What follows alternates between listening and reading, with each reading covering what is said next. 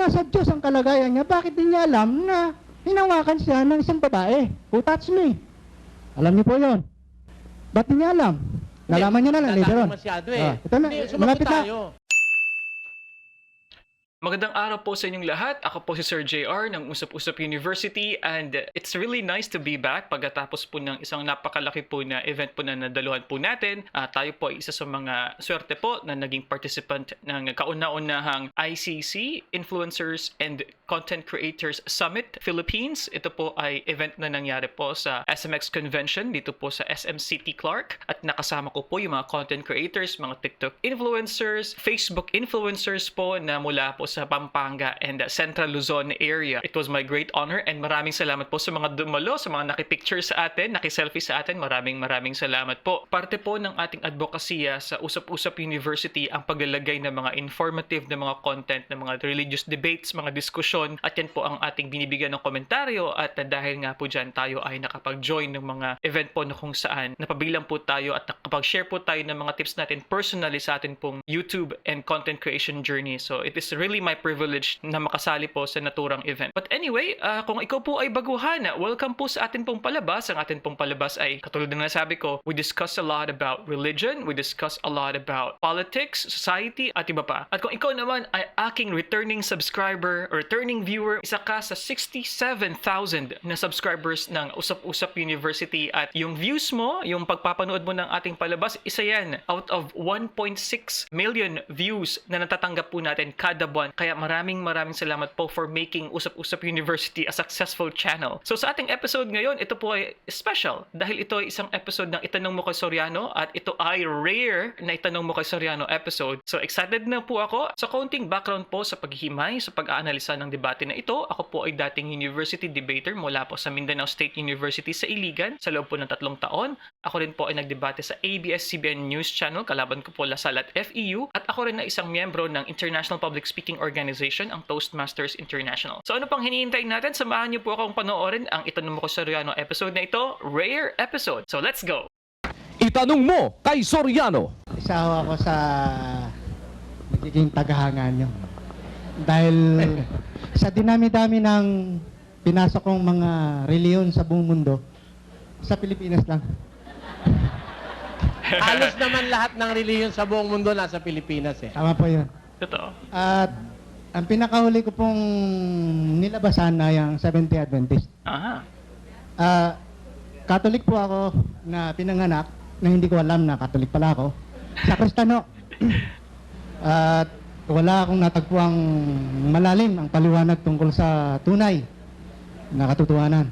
Sa patunguro sa buhay na walang hanggan. Ang nais ko lang po itanong marami sana. Isang daang mahigit. Nag-request na po ako ron kung maaari, may singit man na ako kasi first time akong nakita ko kayo. Sige po. Ang tingin ko po sa inyo hulog kayo ng langit. Hindi naman o. Alam nyo ang hulog ng langit? Pagka sinabi kasing hulog ng langit, galing talaga sa langit, di ba? Pakinggan nyo ang hulog ng langit, 17 ng Ebro. Nang magkagay Nang magkagayoy sinabi ko, narito, ako'y pumarito sa balumbon ng aklat, ay nasusulat tungkol sa akin, upang gawin, O Diyos, ang iyong kalooban. Sabi ni Jesus, naparito ako sa balumbo ng aklat na nasusulat tungkol sa akin. Ang hulog ng langit si Kristo. Talagang galing po siya sa langit eh. Balik, dalawang tanong na lang ho Sige po. sa may isang daan. Sige po. Ang totoo po, bago ako magtanong, backslider ho ako. Ngayon, minom ako, naninigarilyo ako kasi masama loob ko Masama loob ko sa pinanggalingan kong mga sekta at mga reliyon sa tao. Na sinasabi nila, maraming mahigpit na batas. Pero ang nakikita ko po, dapat magiging model sila. Hindi ho Sila rin nagbabiolate ng patalikuran. Nalalaman ko yun kasi 8 taon ako sa Seventh-day Adventist. Security guard po ako din na roon. Di 8 taon kayo hindi kumakain ng baboy. Tama po. Malakas na penitensya yun. Ang itatanong ko po ito muna ho. Pero dalawa po ito. Dalawa. Sige po. In-outline ko na lang ho ito. Naniniwala po ako si Kristo ay tao at Diyos. Ngayon, maraming mga kabutihan ginawa si Kristo. Ito naman ang negative side. ang itatanong ko sa inyo.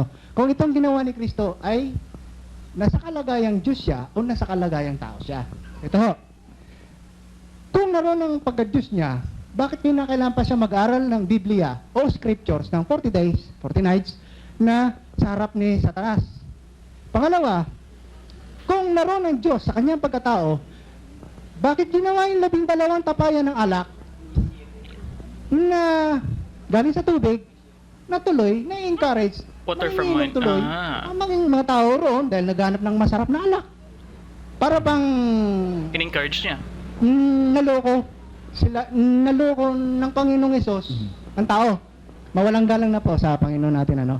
Bali, parang negative lang ang bagay nito, pero hindi ko sinasadya ito. Nababasa ito eh. Pangatlo, si Jesus nakipag-inuman ng alak. Dahil traditional naman talaga nung panahon ni Abraham, katakot na alak. Kahit sa mga parabola, alak dito, alak doon, lasingan dito, lasingan alak. Kahit panahon ni Kristo, gumawa rin ng alak. Ngayon, ito po. Hindi, baka makalimutan yung punta na, sagutin na natin. Hindi, kwan lang ho ito. Bali, Intro. pahaging lang. Sige. Ito, yung nanay niya, hinanap siya. Binastos niya yung nanay niya, kapatid niya. Nasaan daw yun si Kristo? Ang turo niya, ito ang aking ina, ito ang aking mga kapatid. Di, para bang binastos niya ito sa harapan ng disipulo. Sunod ito. Nagwala si Kristo sa templo. Hindi ito bahay ng pagbibentahan ng kung ano-ano. Kundi house of prayer ito.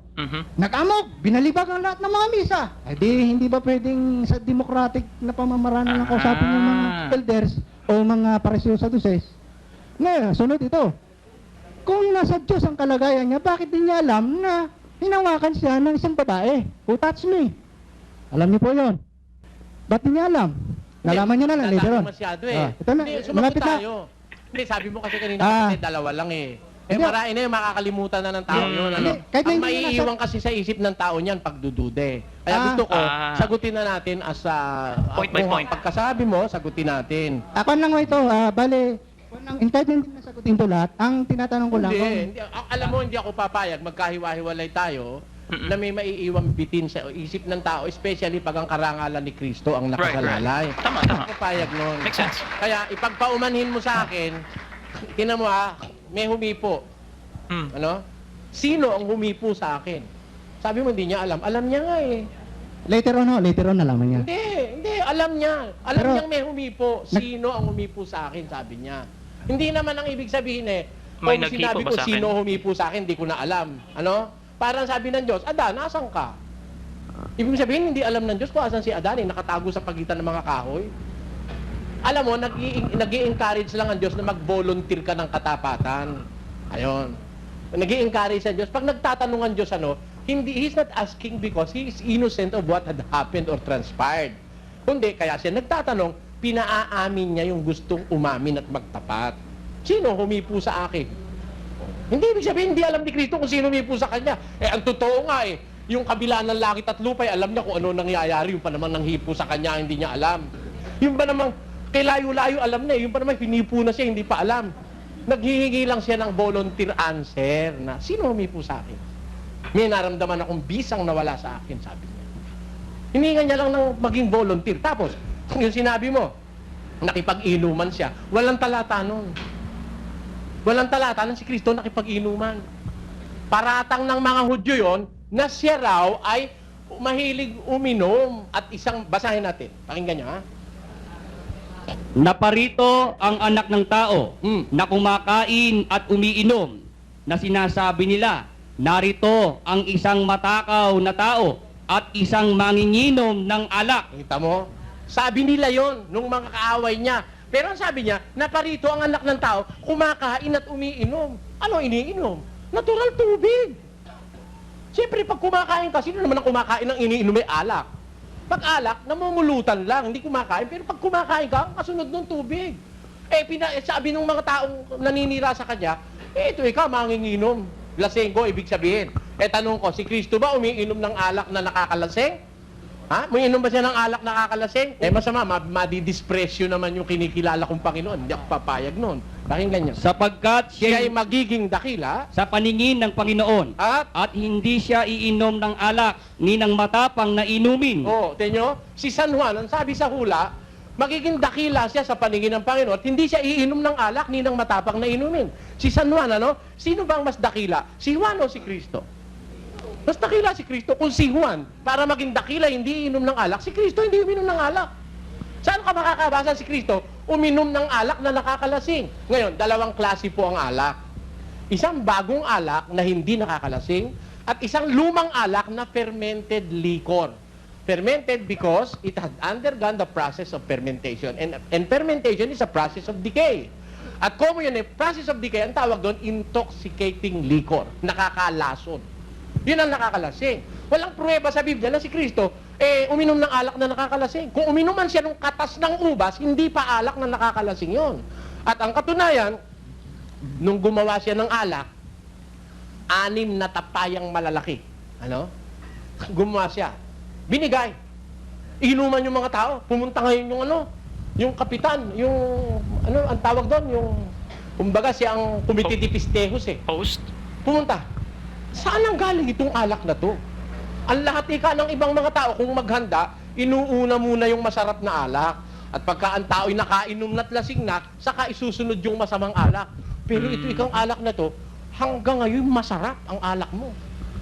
Lasing ba? Gusto ko lang po magbigay po ng konting input po dito. Ano po, isang tip po sa mga ganitong opportunity where we are given the chance to ask a question. Katulad na nangyari sa brother na ito na nagtanong siya. Sabi niya kasi napakarami niyang tanong. So, sana ang ginawa niya talaga is i-lesson mo talaga yung mga tanong mo and try to just pick yung mga priority questions mo kasi limitado din tayo sa oras sa mga televised na mga event katulad po nito. And napakarami niya kasing points and I agree with Brother Eli na dapat ang efficient na pagsagot ng mga tanong is point by point. Gusto ko yung ginawa or response ni Brother Eli na kung saan sinabi niya na dahil ang karangalan ng Diyos ang kumbaga ang nagiging topic sa pag-uusap na ito, so it's just proper na sagutin point by point yung mga tinatanungan ng brother na ito. So yung isa sa mga na-mention niya dito, yung estado ng pagiging tao ni Jesus na kung saan 40 days and 40 nights na kinakailangan niya pang mag-aral sa harap doon ng mga Pharisees kung di ako nagkakamali. Na-mention niya rin, yun nga yung pagiging tao ni Jesu Cristo na kung saan bakit siya gumawa ng 12 na tapayan ng wine, sinabi niya. At ang isa pang nasabi niya na si Jesus ay umiinom, no? Because ayon sa kanilang kultura or tradisyon noong panahon. Fourth point na sinabi niya is parang dinidisrespect niya daw yung nanay, ang kanyang ina. Nasabi niya, ito ang aking ina. So parang I think ang naintindihan ko sa sinasabi niya is dinidisrespect ni Jesus ang kanyang ina sa harap ng maraming tao.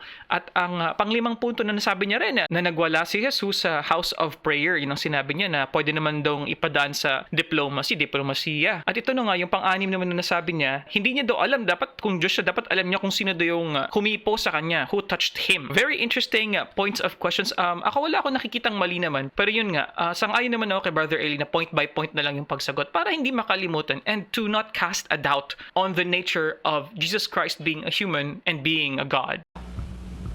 Hindi lasing. Nadidifferentiate niya na mas masarap tong alak na huli. Hindi lasing. Therefore, yung ipinainom ni Kristong alak na ginawa niya, hindi nakakalasing. Lasang alak, pero hindi totoong alak dahil galing sa tubig Hindi nakakalasing. Ang katunayan, hindi nalasing Alam niyang i-differentiate. Ikaw nga lasingin ko kung alam mo pa yung paglasing ka na. Hindi na. Ito alam i-differentiate. Itong alak mo ikaw hanggang ngayon masarap, maganda, mabuting alak. Hindi nakakalasing. Ang katunayan, bawal ni Kristo na uminom ng alak na nakakalasing ang kanyang mga lingkod. 23. Pakinggan nyo sa Kawikaan. Huwag kang tumingin sa alak, pagka mapula, Pagka nagbibigay ng kanyang kulay sa saro. pag mapula alak at saka nagbibigay ng kulay sa saro, ibig sabihin matandang alak na to. Anong sabi? Sa huli ay kumakagat ito na parang ahas at tumutukang parang ulupong. Bawal ng Diyos Paano mo sasabihin siya lasenggot konsentidor at gumagawa ng alak nakakalasing? Doon, hindi pwede yun. Yung una niyang sinabi, yung 40 days, 40 nights na nag-aaral. Ay, yung unang tanong po. Ay, yung nag-aaral siya ng scriptures ng 40, Oo, hindi totoong nag-aral siya ng scripture. 40 days, 40 nights. Wala kang mababasa sa Biblia siya'y nag-aral ng scriptures. Nag-ayuno siya. 40 days and 40 nights. He fasted 40 days and 40 nights. Hindi ko din alam yun. Walang mababasa nag-aral sa Right. scriptures. After all, yung scriptures, siya nagpasulat. Ba't niya pag-aaralan? Ha? Pakinggan mo. Unang Pedro 1:10 hanggang 12. Logic lang. Ba't siya mag-aaral nun sa bagay na siya nagpasulat? tungkol sa pagkaligtas na ito ay nagsikap at nagsiyasat na maigi ang mga propeta na nangagsihula tungkol sa biyayang dadating sa inyo na na sinisiyasat ang kahulugan kung ano at kailang panahon itinuro ng Espiritu ni Kristo na suma sa kanila. kita mo, ang nagturo sa mga propeta ang sumulat, yung Espiritu ni Kristo. Ay, ba't naman siya mag-aaral dun sa siya nagpasulat? Kaya walang batayan yun, yung duda mo na yun na nag-aral siya 40 days and 40 nights. Pangalawang tanong mo, ano yung kapatid? Yung dun sa kanyang mga magulang na hinanap siya. Hinanap siya ng mga magulang niya. At saka yung kanyang mga kapatid. Itong aking ina. Nandun siya sa loob ng sinagoga, nagtuturo siya. Sabi nung isang mga tao, ang ina mo at mga kapatid mo nasa labas at gusto kanilang makausap. Tinanong ni Jesus, bakit sino ba ang aking ina at sa aking mga kapatid? At iniunat niya ang kanyang kamay sa kanyang mga alagad at sinabi, narito ang aking ina at aking mga kapatid. Sapagkat sino mang gumaganap ng kalooban ng aking amang nasa langit, siya ang aking kapatid na lalaki, kapatid na babae at ina. Hindi panghahamak yun, kundi pagbibigay ng inspirasyon sa iba. Kasi may special inspiration na si Maria. Nauunawaan na ni Jesus si Maria, ina niya yun, sumuso siya ron eh. Hindi naman niya itinatakwil yun eh. Ang katunayan hanggang sa krus, kinikilala niyang ina yun eh. Kaya lang, nung ituro niya yung aral na, sino ba ang aking kapatid at ang aking ina? Narito ang aking mga kapatid at ina. Sapagkat sino mang kasama kong gumagawa ng kalooban ng aking ama, kapatid ko siyang lalaki, kapatid ko siyang babae at ina. Hindi panghahamak kay Maria yon, kundi pagbibigay ng tsansa sa iba na malapit sila sa kanya gaya ng pagkalapit sa kanya ni Maria. Ang kanyang family. Yun ang noon, hindi niya hinahamak si Maria. Binibigyan niya lang ng yung iba, prestige. Kumbaga, binibigyan niya ng prestige. O yun, ikaw mga kapatid mo, nasa labas eh. Bakit? Ito kapatid ko rin to. Ibig sabihin, I do not want to disown anybody. I want to own them. Being Christ, being a Savior, I want to save everybody. Kaya, it is not because I own this, I disown others. No. Hindi na ibig sabihin. No. Pinalalawak ko lang ang kapangyarihan ng aking pagliligtas sa sinabi ko na yun. Minsan, pinagkakamalian si Kristo, wala tayong magagawa. Talagang ganun. Nakasulat kasi sa Biblia yun. Pwede itugtong ko na lang ko ito. Sige. Yung mga sabi nila nagnakaw si Kristo ng pagkain nung nagutom sila sa loob ng maisan pero hindi mais yun. Sunod, ito yung pagnakaw din ng asno na gagamitin sa Hindi Donkey. pagnanakaw yun. Kasi Hindi ang utos, pagnanakaw. Alam mo kasi ang pagnanakaw, kapatid. ang utos kasi, kunin mo yung asno.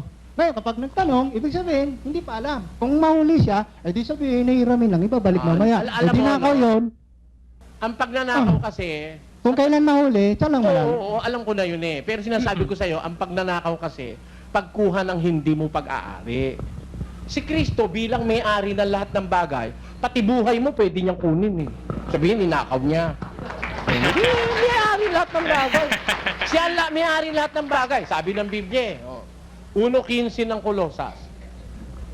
Na siya ang larawan ng Diyos na di nakikita, ang panganay ng lahat ng mga nilalang, Sapagkat sapagkat sa kanya nilalang ang lahat ng mga bagay na nasa sa sangkalangitan sa sangkalupaan, at sa sangkalupaan, Oo. na mga bagay na nakikita at mga bagay na di nakikita, Oo. maging mga luklukan Oo. o mga pagsakop,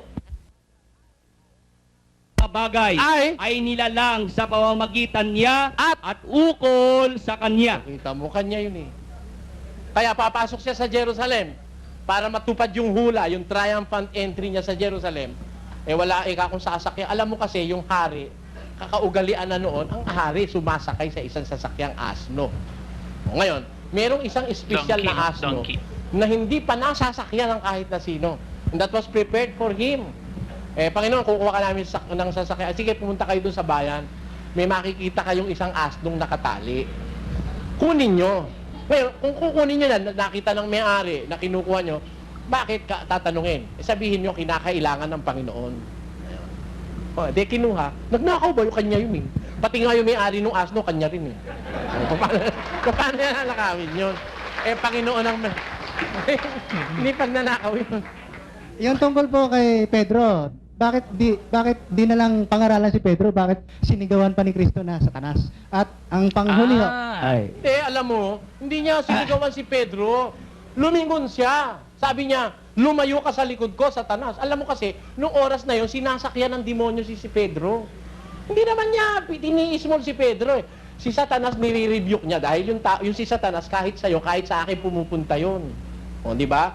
Eh kung mo pinupuntahan si Pedro, nililiglig ka ni Satanas, ang sabi niya kay Pedro eh. Basahin mo.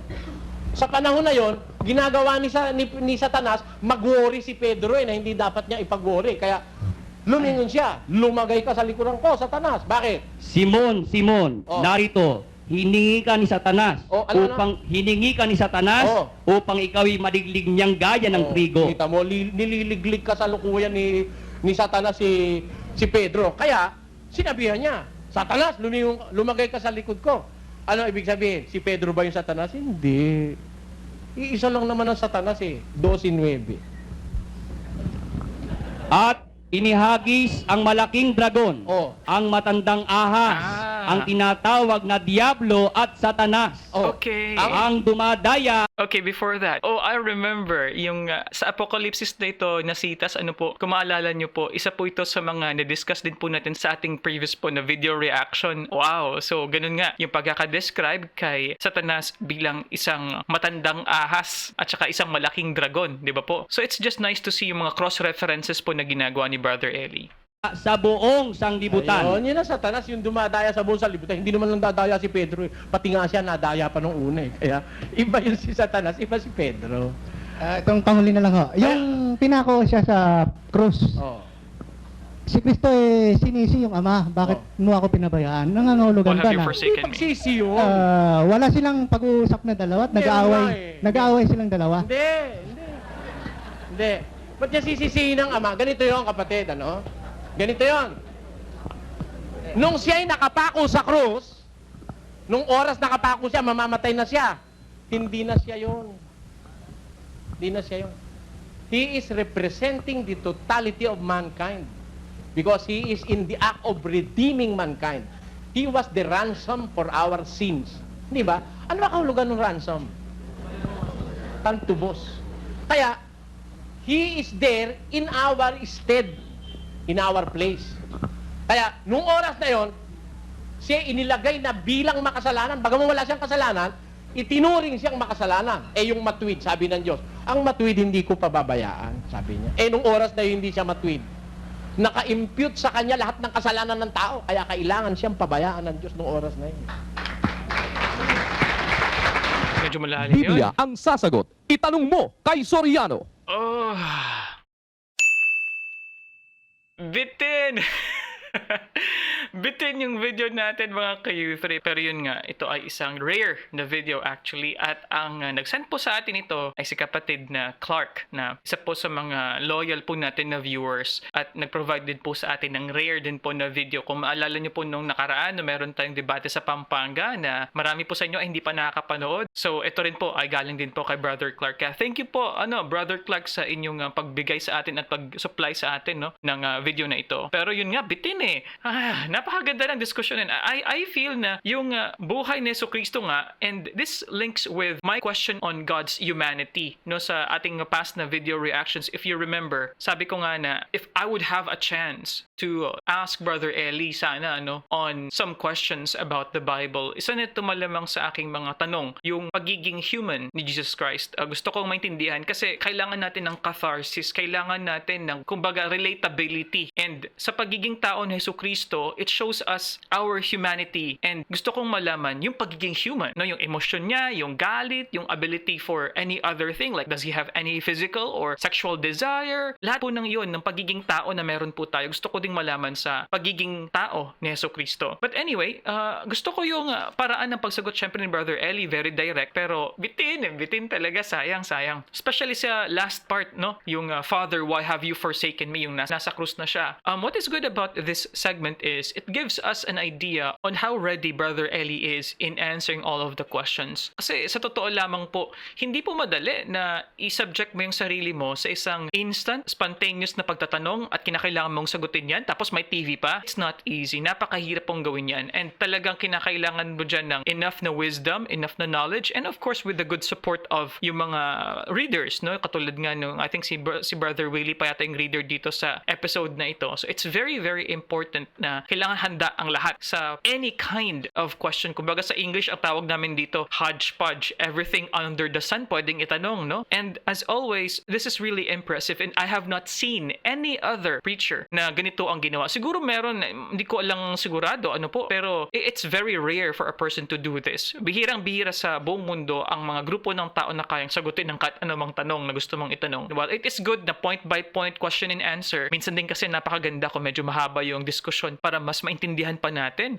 Lalong-lalo na, for example, yung na-mention dito na nung sinabihan ni Jesus Christ si Simon Peter, sabi niya, Satan. So gusto ko din kasi maintindihan doon at para sa mga members ng MCGI, ano ba yung nature natin being quote-unquote vessel ni Satanas? Kasi na-mention ni Brother Eli, pwede tayong ligligin ni Satanas, di ba? So gusto ko lang malaman kailan pwedeng pasukan ng isang tao ng Satanas. Second, naniniwala ba ang MCGI sa konsepto ng napasukan, no, napasukan ng masamang espiritu? Kasi 'di ba, in general sa Catholics and then sa ibang relihiyon merong konsepto ng exorcism, yung pagpapaalis ng mga espiritu, 'di ba? Yun ang sinasabi ng ibang mga pastor o mga pari na meron silang abilidad na i-exorcise ang isang taong napasukan ng masamang espiritu. So gusto ko lang malaman ano yung perspective ng MCGI dito. Definitely, this is a fun episode. Kung ito po ay rare po para sa inyo, please comment down below kung ito po ay first time niyo pong napakinggan, napanood dahil late 90s daw po ito ang sabi po sa atin ni Brother Clark kung hindi ako nagkakamali. Kaya mga ka-U3, maraming salamat po sa panonood. As always, if you like these kinds of videos, please click subscribe here. Maganda yung video natin dyan. Click mo rin yung video na yan and share mo tong video na ito. Click thumbs up sa baba and share mo itong video nito sa Messenger, sa Facebook para po mas marami pa po ang makakaalam ng ating palabas dito.